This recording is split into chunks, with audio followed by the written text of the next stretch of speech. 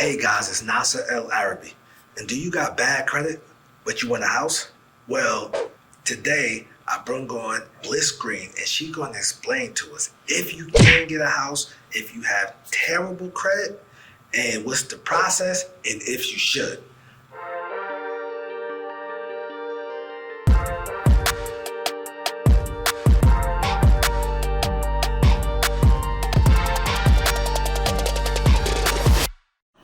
Hey guys, this is Nasser, aka the Real Estate Doru. I'm not a guru, I'm a Doru because I actually do this business. And I'm back again with Bliss Green, who's been so grateful to give us her time and in her office, thankfully, so we can have someone to shoot this great content. So make sure y'all thank her. Matter of fact, I'm gonna put all her contact information on the screen right now again, and make sure you pick up her book on Amazon. I'm putting that right on the screen. Make sure you leave a 5-star review for her on Amazon as well. We would greatly appreciate that. So, and subscribe to my YouTube channel, Lyndon Bliss. Please subscribe to her YouTube channel as well as Lyndon Bliss. And subscribe to this YouTube channel. Yes. And what I'm going to do, I'm put that on the screen as well, put YouTube channel on the screen as well. And today's topic, getting a home loan with bad credit. People have credit challenges. I used to work in bank. That's when I met you back in 2010. I was in banking. Granted, I was in the call center, low-level job, you know. So make about $12 an hour, second shift in the call center. It was terrible. And shout out to all of you who are doing it. That's right. That's right. So with that being said, right, I've noticed, right, when I was in banking, because I was on the retail banking side. For all those who don't know, the retail banking side is basically the bank side that deals with the general public. Checking, savings, and things of that nature. So I was dealing with that. Like, I'm the person you cursed out when your account was in negative. You bought a cheeseburger that was $1.08, but you only had $1.04 in your account. So now you paid a $35 overdraft fee, and I'm the guy you called to curse out about that, as you just paid $35 for a hamburger. So in the midst of, the reason why I brought it up, in the midst of me at that job, I noticed that people in general are terrible with finances. It's not one group of set people, it's not one age group, it's people in general. I seen people that they, like, literally, one guy would get paid. He was getting paid so much, I had to ask him to do it. It was like, at that time, it was 10 grand a month from like a job. I'm like, yo, sir, what do you do? He's like, I'm in IT. And he's like, I'm in IT, and they send me different places for IT work. And he got paid once a month, $10,000 every month from a job. So I say that to say, it's not like you run the business and you're making $10,000 a month, because you run the business, you're making $10,000 a month. You have overhead, you got expenses, you got things like that. This man had a job. Every time at the end of the month, his account would be in the negative. At the end of the month. And I said, sir, your account has a history of being in negative. You're paying overdraft fees. I said, man, do you want to open up a second account to maybe balance some of the money? He's like, yo, it's my wife. She sits at home and she does this and all this. And I'm like, wow. I'm like, man, you making $120K a year at a job, but yet your account is in negative. Doesn't matter who's at fault. It's just like, this is a lot of money. And especially me at that time, I'm like, man, this is insane. So, and this was a common thing, like you see that in banking. So people mismanage finance, and usually when people mismanage finances, they probably mismanage their credit as well. Well, that's what credit is, right? Okay. All right, yeah. It is the story of your finances. That is correct. Right? And so there's a reason why people mismanage their finances. What's controlling the finances? Our feelings, right?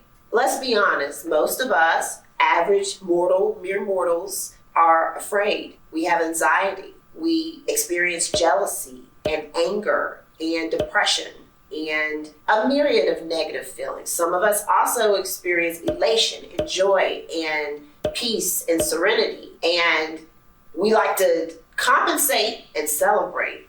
Okay, we had to get it down to what two things that humans love to do.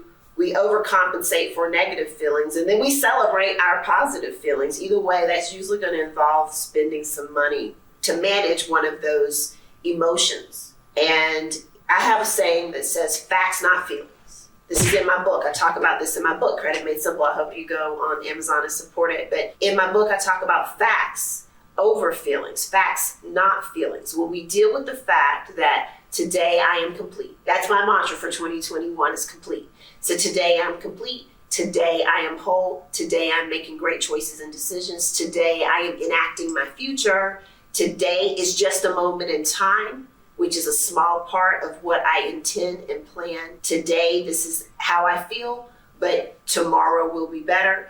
When I can control my feelings and get facts over feelings, I can control my finances, because now I don't have to pay to compensate for my feelings. I don't have to eat my feelings. I don't have to buy designer cover over my feelings. I don't have to run away from my bad feelings. I can manage my relationships and manage my choices and decisions. So now I can keep my money in the bank, let it invest, do what it needs to do for me, save my money, because I have nothing to show, nothing to prove, nothing to hide from, nothing to overcompensate for, or let's be honest, as little as possible, right? So we got to start from where we are, as little as possible. So when we manage our feelings, we can manage our finances, and then that's when we change the narrative of our story, and our credit reflects that. That's all your credit is, a reflection of your feelings. All right, let's start right there. So you telling me if I ran into a lump sum of money, be it running a business,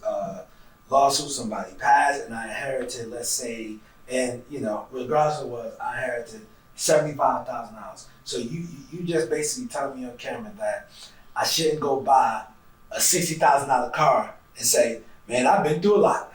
No. Okay, so don't do that. All right, so you guys, don't do that. Don't use the "I've been through a lot" excuse to go blow out some money. You know what I mean? Like let's not give away the money.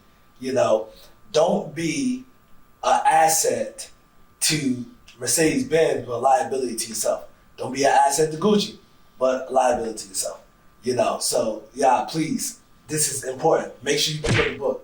I'll put the book on the screen again. You have to do that. Y'all know how deep that was. So back to the question. All right, so somebody comes to you, they got bad credit. Can they get a home loan? Yes, you can get a home loan with bad credit. The real question is, should you? Not can you. And let's talk about what bad credit is. What is credit? Credit is a story about your finances, and it is a statistical data point of where you fall on a spectrum of bad to good, right? Based on the choices and decisions that you made. Why you made those choices and decisions is irrelevant to lenders. They are human people, but the computer gives you a number, and the number represents what you chose to do, not why you chose to do it. So we understand you have had life circumstances. You got sick, people died, people left you, people stole from you, people divorced you, whatever happened. It's terrible. Life can be hard and terrible, and sometimes we have to make the best of bad choices in life. But those are still not excuses, right, for moving forward to a tomorrow. And then we have to do all that we can, even in the midst of life happening to us. And I'm not telling you that from a textbook answer, because it's the right thing to say and it's fact, and it is. Telling you that through what I've lived. I have been a single mom with 2 small kids, divorced from an emotionally abusive relationship. Love that man to death, still do. He's a great friend, great dad. It just wasn't right for me. God bless him today. But I've been through a lot. And then I was a young woman that was divorced and had to figure that part of my life out and went through even more. So when I talk to you about feelings and compensated, this is a life journey that I had to personally take and make on my own. The things that are in that particular book and things that I've consulted clients to do. I'm not telling you this because it sounds good. I'm telling you this is because it's what I live. When I make a purchase today, it's because I can afford to pay for it, not because I'm financing it. And if I'm financing something, it's because it's going to be a future investment or create an experience for a lifetime, okay? Like what he said. So we're not saying that it's wrong for you to have things, right? In my life now, I have jewelry. And it brings me great pleasure to wear the crystals. I believe in crystals and energy. But there was a time where I could not afford to do that. There was no money for that. But I also have savings. I have home ownership. I have investment properties. I have land, right? And this is not about, I have whatever. This is just what I've chosen to do with my life. And what God has blessed me with the discipline to be able to enact by surrounding myself with good people who can invest in me to spend time with me, to share their knowledge with me. And as we strive and work together to have more, to do more, to be more. That is also in my book, and it's also very important because you talk about buying a house with bad credit. You can do that. If everybody you know has bad credit that has bought a house, you think that's what you're supposed to be doing. You've got to surround yourself with people who have done more, who have done better, who know more than what you know at the time, so that you can do more, be better, have more, and teach others in your circle to do more, have more, and be better. So the question is not can you, the question is should you? And my answer to that is no. And the reason is because when you finance with bad credit, lenders, facts, right? You're a risk. And they're going to charge handsomely for loaning you that money, being a high credit risk to them. So if you can afford to buy and qualify, and you know that your discipline habits aren't there, you probably should go ahead and buy your house today. But you immediately work to discipline, get your credit higher, to get your savings and stability up to par, and then call me. Let's refinance to better credit terms. If you do have the discipline, if you're seeing this and you're saying, yeah, I don't want to do that. I don't want to pay twice as much for the house just so I can get it today. There's no fire here. I can do this. I can buckle down. I don't have to be, a pig. I can be a trained German Shepherd. I can do this. Get your credit together. Get your scores up. Save for that down payment. It's not can you buy a house? It's are you willing to buy a house, right? I don't buy soda when I go out to eat. Most of us aren't eating out right now anyway like that because of the pandemic and everything.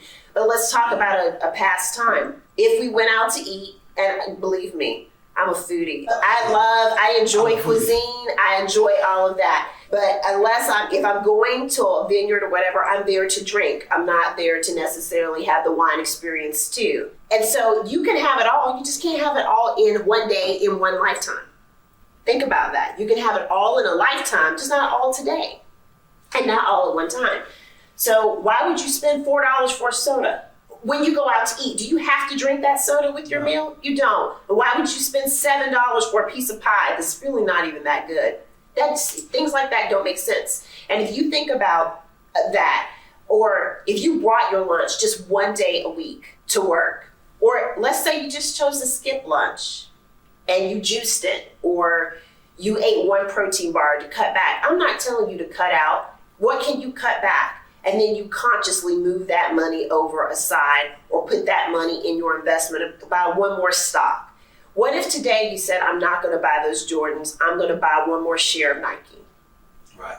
What if today you said, I'm not going to do this, I'm going to reallocate that to something that will pay me a dividend, whatever it is. You just got to start from where you are today. And if you give up one less girls trip, one less party, one less purse, or red bottoms, whatever it is you spend money on, everybody has a different priority. Maybe for you it's music. Maybe for you it's eating. Maybe for you it's travel. I don't know. Whatever you do. One right there. Let's talk about that. And please, guys, those things he just mentioned, do not put them on a credit card and let them accumulate. Okay, go ahead.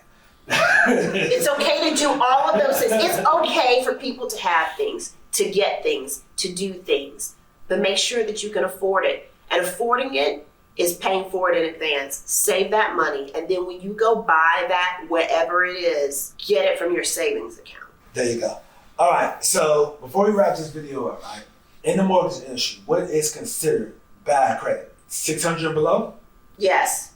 Okay. So if you're 600 and up, you're okay. 600 to 680 is considered the median, right? Because now, long ago, 700 was the best there was, but now credit goes down to 380 and it goes up to 880. Yes, I see that. There are many people with over 800 credit scores, not an 800 credit score, but credit scores that are over 800. So you're having a 680 to a 740, you're like in the middle there. I mean, people running around with 700 credit scores like, I have excellent credit. It's like, yeah. And so but what does that mean, right? We talk about credit score. I don't like focusing on credit scores. It's kind of like weight loss management, right? We don't focus on the scale. We focus on inches not mine. But we focus on losing inches. We focus on seeing muscle definition. We focus on energy, your clarity. How does your body feel? And so that's how you manage your success. It's the same way with credit. We're not focusing on the score. We're focusing on the content. Have you paid your bills on time? Have you paid down your credit cards? What type of credit cards do you have? Stay out of the store retailers. You do not need their 20% savings for opening an account. Don't do that. Don't do that. I digress. All right, so what I'm gonna do, I'm gonna put all her contact information on the screen, how to contact her. Definitely gonna put the Amazon where they get the book from and everything. Please go buy that now. If you're wondering, like, hey, if I get the ebook version, where can I read it? If you got an iPad, iPhone, you can download the Kindle app and you can read it. I'm quite sure you can do the same thing on Android products as well. So make sure, iPad, iPhone users. So make sure you download the guy's book. I'm going to put all my social media up there. I'll put my blog up there. And I will see you guys in the next video. Thank you for your support.